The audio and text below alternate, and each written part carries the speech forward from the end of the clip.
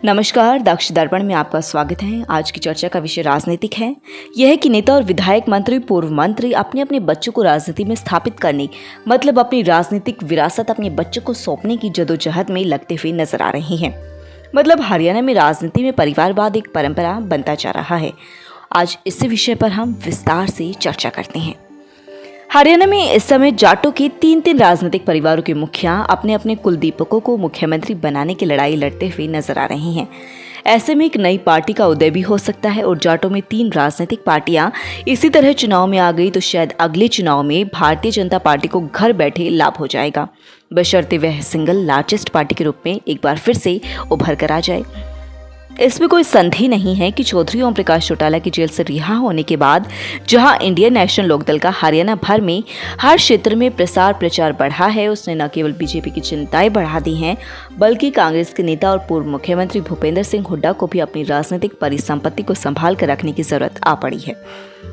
भूपेंद्र सिंह हुड्डा के कैंप में इस बात को लेकर थोड़ी बहुत चिंता जरूर है कि सोनीपत, रोहतक, जींद, झज्जर की देश वाली जाटों की बेल्ट में इंडियन नेशनल लोकदल जितना भी डेट करेगा उसका नुकसान भूपेंद्र सिंह हुड्डा को तो ज्यादा होगा, क्योंकि इन क्षेत्रों में हुड्डा का जनाधार ही उनकी ताकत है।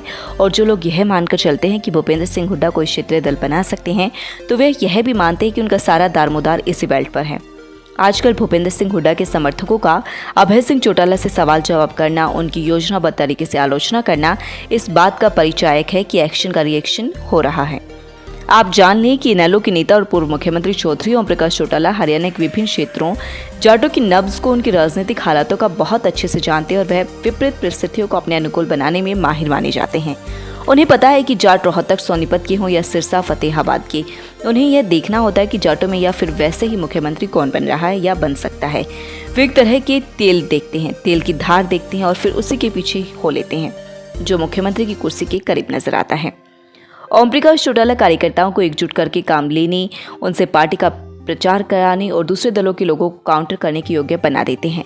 कहावत और मान्यता है कि इनेलो का एक कार्यकर्ता भी बहस करने में 10-10 लोगों का मुकाबला कर लेता है, प्रचार में सबसे आगे रहता है। और इस बात का भूपेंद्र सिंह हुड्डा को भी पता है कि जनता की तासीर जानने, राजनीतिक फैसले लेने और जनता को लामबंद करने में ओम प्रकाश चौटाला पूरी तरह से सक्षम है।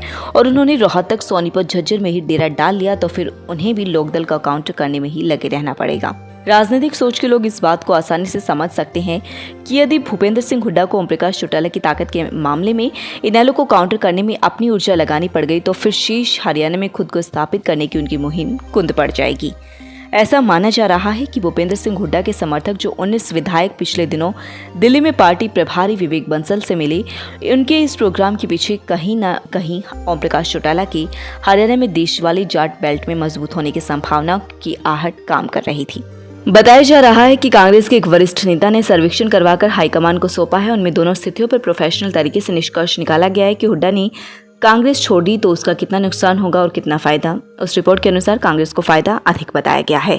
यह है कि हुड्डा के कांग्रेस छोड़ते कांग्रेस का कोर वोटर वापस कांग्रेस में लौट आएगा। इसके साथ छत्तीसगढ़ का उदाहरण देते हुए कहा गया है कि जिस तरह छत्तीसगढ़ में कांग्रेस पार्टी पर पूर्व मुख्यमंत्री स्वर्गीय अजीत जोगी कुंडली मारकर बैठा था और छत्तीसगढ़ में कांग्रेस का मतलब ही अजीत जोगी होता था, उस समय वहां भी हुड्डा गुट की तरह जोगी गुट ने यह भ्रम फैलाया हुआ था कि जोगी के बिना कांग्रेस खत्म हो जाएगी, जबकि परिणाम एकदम उल्ट आए थे।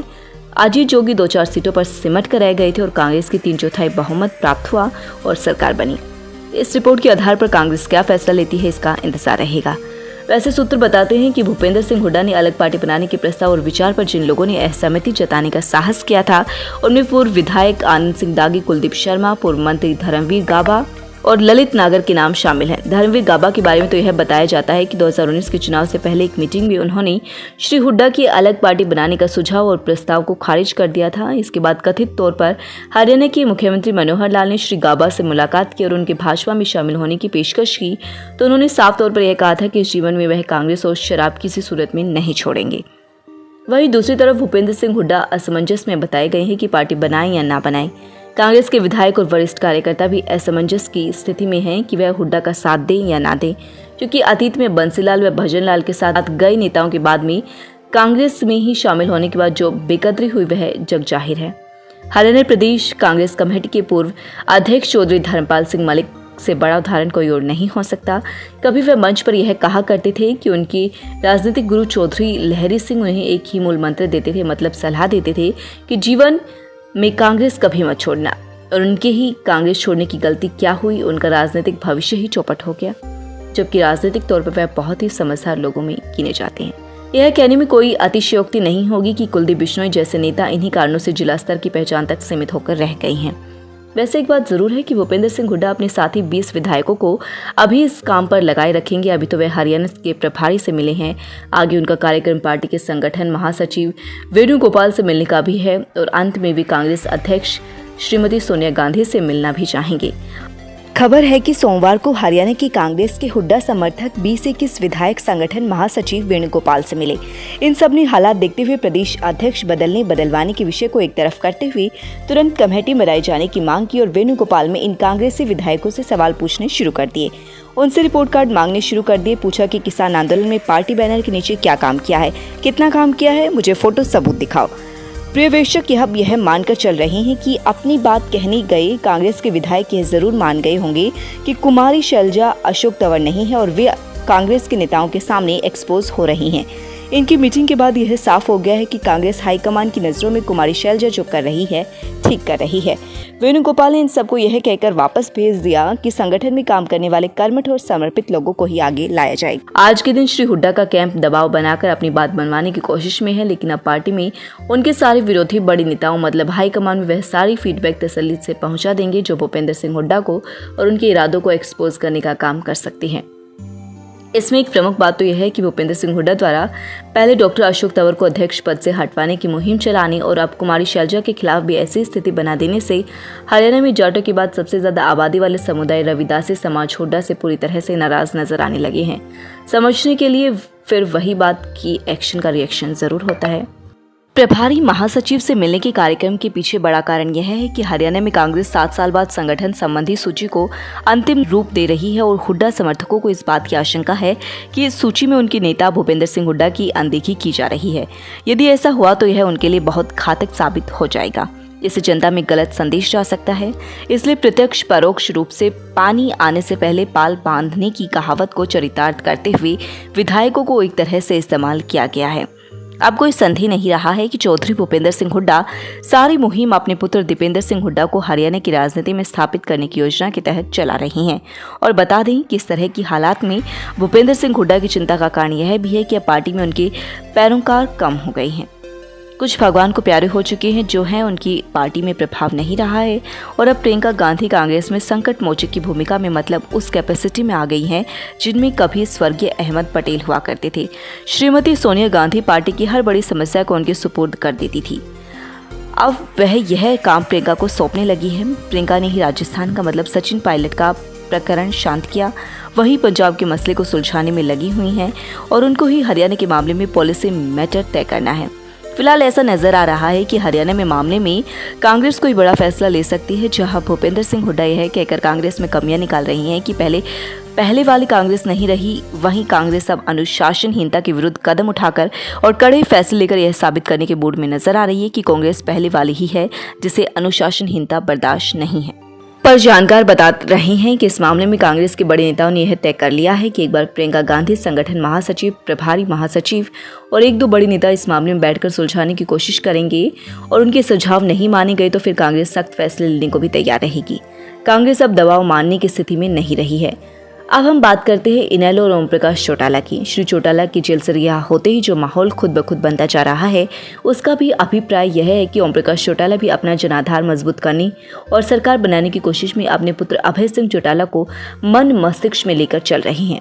एक तरह से उन्होंने अभय सिंह को ही अपना राजनीतिक उत्तराधिकारी घोषित कर दिया है। जहां तक अभय सिंह का सवाल है, वह मंत्री, संतरी, उप मुख्यमंत्री बनने की बजाय सीधे मुख्यमंत्री ही बनने की हसरत रखते हैं।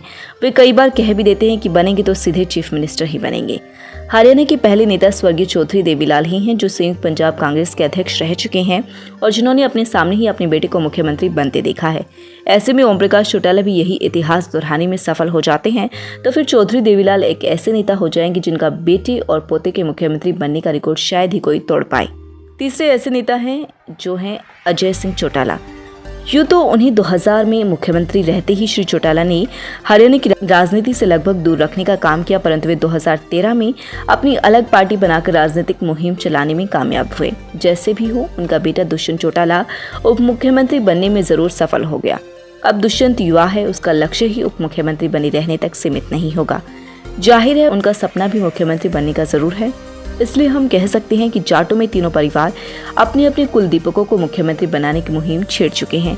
अब अजय सिंह को भी जेल से रिहा होने का इंतजार बड़ी बेसब्री से रहेगा और भूपेंद्र सिंह हुड्डा भी जरूरत पड़ी तो टेढ़ी उंगली से घी निकालने की कोशिश जारी रखेंगे।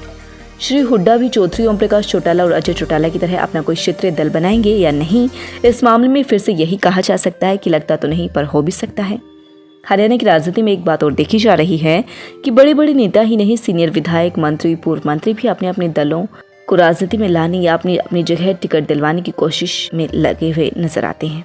वैसे जिस तरह की खबरें अब आ रही हैं उसे सुनकर और समझकर भारतीय जनता पार्टी के नेताओं की भी बाँछें खिल रही हैं, क्योंकि उनकी कैलकुलेशन तो इसी गणित के चारों ओर घूमे कि यदि जाट मतदाता 3 जगह विभक्त होते हैं तो उन्हें फिर से ड्राइविंग सीट पर बैठने मतलब राजकाज के हैट्रिक बनाने से कौन रोक पाएगा।